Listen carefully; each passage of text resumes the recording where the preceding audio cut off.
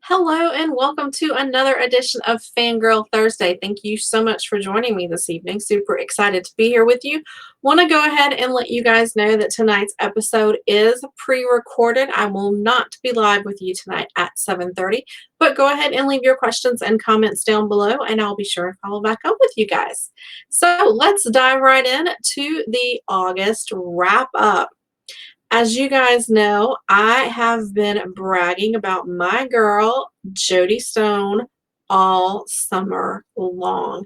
She has the Savannah Story series, which I gifted one copy of Savannah Story to one of our viewers.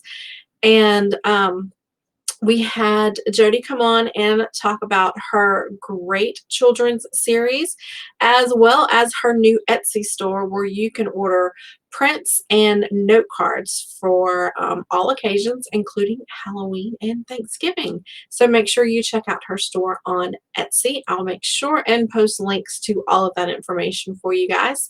You can also get prints of some of her fantastic artwork there as well, and it's super affordable. I highly recommend it. In case you're wondering and you've missed who Jody is, if you look right over both my shoulders here behind my head, you will see the girl in the red umbrella, and both of those are prints from Jody. I am a huge fan of her work as well as her children's books. So let's dive right in. I was able to read Savannah's Story 2 and Savannah's Story 6. You do not have to read these in order, and they are a fantastic children's series. And it lives with the imagination, it comes through in the imagination of Savannah. And these stories are fantastic for teaching life lessons, encouragement, and to believe in oneself. So I highly recommend them. In the first book, Savannah's Story 2, Savannah really wants to dance in the Nutcracker. However, she's really disappointed about how well her first practice went, and she's convinced that she's not going to make it and she's not going to be in the final cut for the play. So she goes home, falls asleep, and is visited by the dolls and a nutcracker from her magical dollhouse. A ballerina, bear, a fairy, and a nutcracker come to life in Savannah's imagination and show her not to give up on her dreams and remind her to work hard in order to achieve those dreams. So, again, such a great life lesson. In the next book that I read in the series, Savannah's Story 6, Savannah has lost her way and she can't seem to muster any inspiration at all, and she's just staring at a blank page. She doesn't know what to write, what to draw, or anything. But she takes a trip with her imagination and visits her friends through her dollhouse, and she's reminded yet again to believe in herself, and she finds the inspiration that she thought she had lost. So again, such an adorable series. A perfect series for anyone who has children.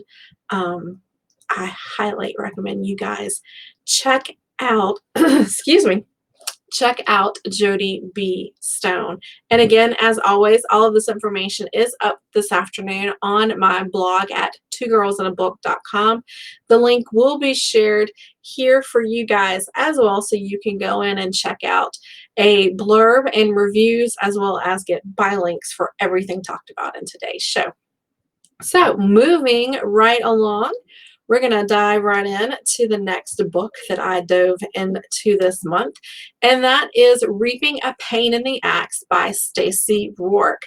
This is the second book in her Fear the Reaper series, and I gotta say, guys, I am loving this new series from Stacy. Just to give you a little bit of information, the series follows Nyx, who is a fallen angel. She is here on Earth with Lucifer, and she is serving as a special type of reaper. She is having to reap the souls of long ago murderers and things like that are still haunting the Earth in a ghost loop, so to speak. So it's her job to find these twisted souls and bring them back. That's her her penance for her sin, and she's in this particular series, excuse me, Reefing the Pain of the Axe, she is going after none other than Lizzie Borden. And the author takes a fantastic leap into this story. I absolutely loved it. Here's a little bit of my review. Rourke's sharp tongue and quick wit lead to a hauntingly poetic, albeit humorous prose in her new series, Fear the Reaper. Love that line. Love it. So yeah, this is a new series from Stacy Rourke. There are 4 books in the series, and a new book drops every 30 days. So, despite the fact that there's somewhat of a cliffhanger and the story does progress from book to book, they drop every 30 days, so you don't have to worry. Again, another fantastic series from Stacy Rourke. Huge fan of hers. Love, love, love her books. So definitely make sure you check that out as well. Last but not least, in the series section, we're going to check out Magic Awakened from Elizabeth Kirk. You guys know that I love this series. I'm a huge fan of hers. We've had her on the show to talk about it. This is book 3 in her new series, Rise of the Arcanist. I am really worried that she is going to murder off a main character, and I'm never going to speak to her again. This series follows her main group of characters from her More Than Magic series. However, you do not have to have read that series in order to follow along with this new series, because it takes place 5 years later. Now, if you have been following along, then you know that in this new series, in book 1, they discovered that there are blood witches alive and well, and who are plotting and scheming, and apparently it looks like kidnapping people. So the MES or MES is now investigating them. In book 2, spoiler alert, sorry, Elizabeth really does try to kill off Thomas, and it was wrong. It was wrong on so many levels. But they dive into a labyrinth in that book. So, yeah, twisted. Now, bumping into book 3, we are now on the island. They've made it through the labyrinth. They've been released onto the island, and now they have come face to face with an entire group of blood witches, or wannabe blood witches. So, yeah, that's where we are now. So, in this newest installment, I swear Elizabeth Kirk was trying to give me a heart attack.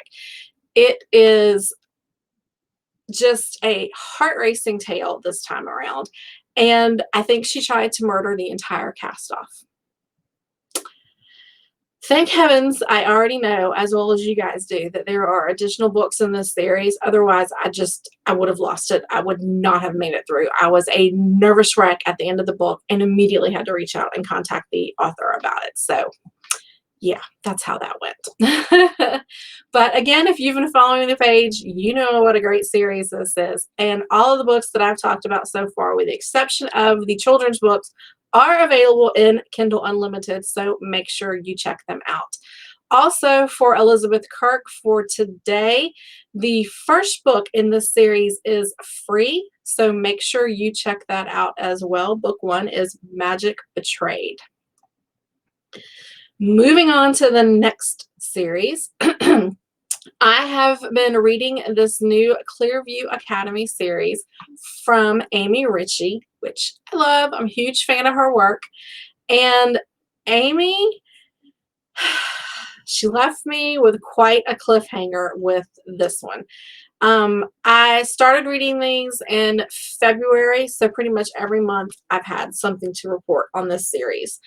With Death of an Enemy, we are with Lindsay and with Avery, and they are being investigated for murder. Yeah. So, as you may recall, at the end of book 4, a cheerleader was found murdered in the trunk of one of their vehicles after a football game. So, All the girls went to jail and were immediately released. But the cops are still investigating and trying to close in on who the killer might have been. So, this one left me with one heck of a cliffhanger. Like, I immediately reached out on Facebook to the author and said, when is this next book coming out? I cannot believe you left me with a cliffhanger like that. So many secrets are really starting to come to light in this series now, and I cannot wait for the next book to drop. If you are, if you have not checked out anything from Amy Ritchie yet, I highly recommend this series. It isn't complete, but the books do seem to be coming out rather quickly to keep you up to date on everything. You can check out this series from her, or you can check out her werewolf YA paranormal series as well, if you're interested in looking at that. The first book in that series is called Willow, so definitely huge fan of hers. Make sure you guys check her out as well. Love her. Moving right along, we're going to kind of jump ship here a little bit, and we're going to dive into some paranormal cozy mysteries with Carolyn Ritter Aspenson. I love this author. I'm a huge fan of hers. Love, love, love her stuff. And I've lost my page. There we go. And this installment, Ghost from the Grave, we are visiting with Chantilly Adair once again. And in this series, she is investigating the disappearance of one of her son's friends who plays lacrosse with him, and he was last seen at the lacrosse park after a practice. So he has gone missing, and the town is in an uproar. Mama Bear has most assuredly reared its head with Chantilly, of course. And we also get to investigate a previous murder that took place there in the park by groundskeeper was, well, it's ruled accidental, or no, it wasn't ruled accidental. It was just, it wasn't ruled a suspicious death, but the ghost is there. He's trying to communicate with Chantilly during all of this. So yeah, you know how that goes. She's trying to fit all the pieces together and find this missing boy. But really, what steals this show for me and this particular installment is one of the side characters, Thelma. She's a much older lady. She wears wigs. Kind of reminds you of a Dolly Parton type. And she goes over to Chantilly's house with some of the other ladies that they're all friends, and they go over there to Chantilly's house to offer some moral support for some things that are going on. And by moral support, I mean they come fully loaded with baseball bats, guns, and everything. They don't want anybody messing with their girl Chantilly. And there is a scene where Thelma has a shotgun, and she one-handedly pumps the shotgun. And I don't know that I'm using the correct terminology because I've never shot a shotgun in my life, but let me just tell you, it was bad. It was amazing. I loved it. If you are familiar with these characters, then you know what an absolute hoot these gals are. And so to have them get together, and to have that particular scene, it was just hilarious. It was great. If you are new to the series, the best way I can roll it all up for you neat and tidy is it's like Steel Magnolias, The Golden Girls, and The Ghost Whisperer rolled all into one. There's tons of humor. Of course, there is the sadness of death and getting people's issues resolved so that they can move forward and things like that. But it's not like sad, making you cry or anything like that. It's a great series, and I highly recommend it. All of the books are available on Kindle Unlimited for that series as well. So make sure you check it out. Again, with another series. Apparently this month was all about the series. You guys know I absolutely love Eric Asher. The man has the best world building skills I have ever seen. And this particular series, it picks up from the Vesic series, and this is the Book of the Dead, also called the Vesic series as well. And in these novellas, they're coming out back to back to back, so you can pretty much dive in and catch up with this series as well too. Um, Spoiler alert: Damien is trapped in the abyss with Gaia. They are trying to save him. He has been taken over by the Gravemakers, and he's under the control of Nud, and they're trying to save him. So that's where we are. That's kind of the whole point of these novellas. And in this particular one, the Book of the Blade, they are searching for some coins, and they need three specific coins all together in order to save Damien and return Gaia the Titan back to her former glory. So, yeah. It's kind of hard to talk about this series if you haven't read it without completely spoiling the entire thing for you. But I will say this.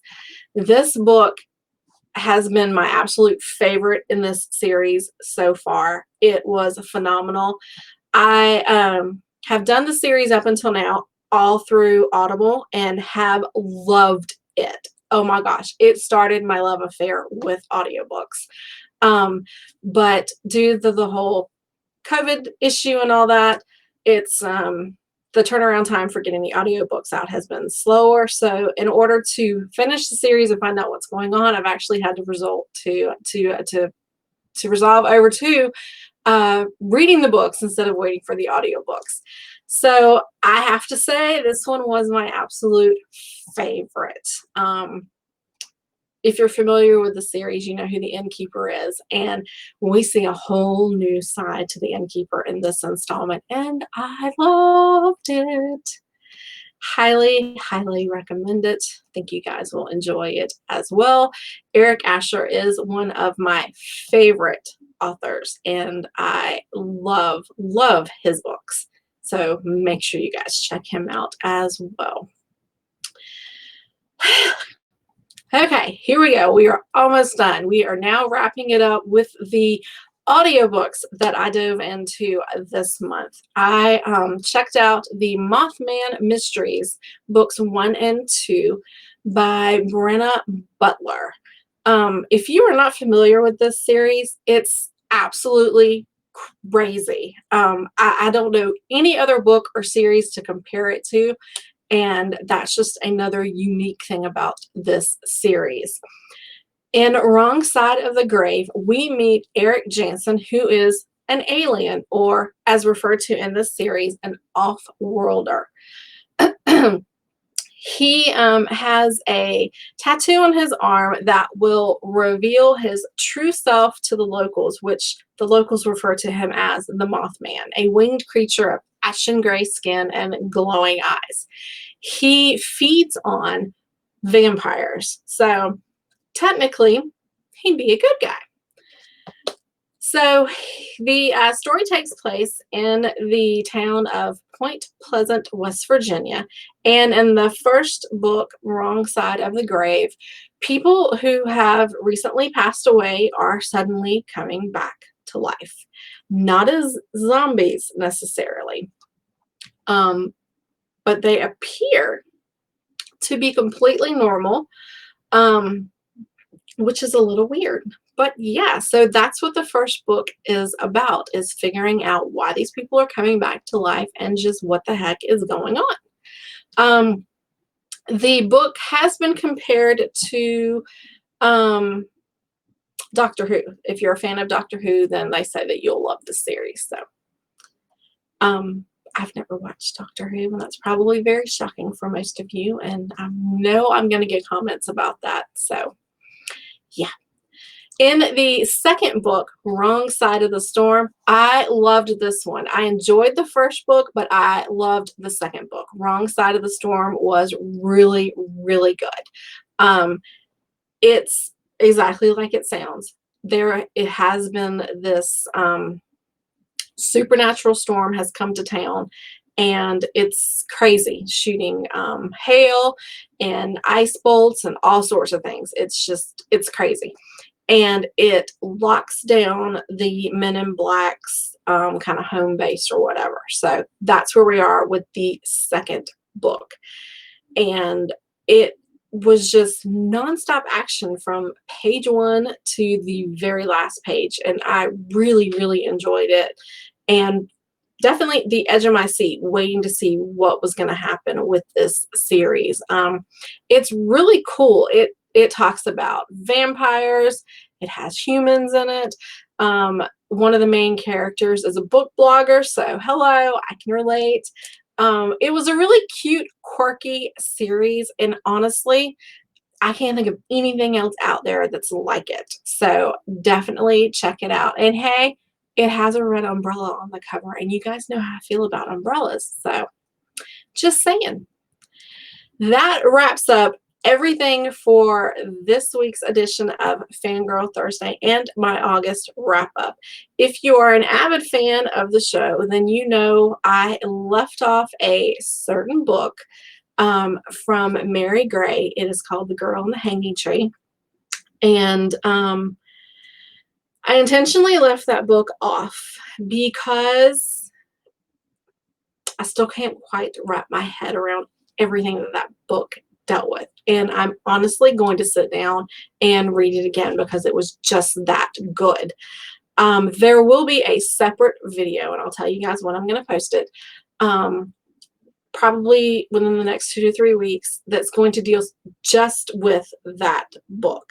So that should tell you it was something pretty special. And then when it releases on October the 6th, I believe, the author will be here on October the 8th. Mary will be here with us to talk about that book and a lot of the issues that it deals with. And I am stoked for that to happen. So appreciate you guys joining me tonight. Have a great evening, and I will see you next time.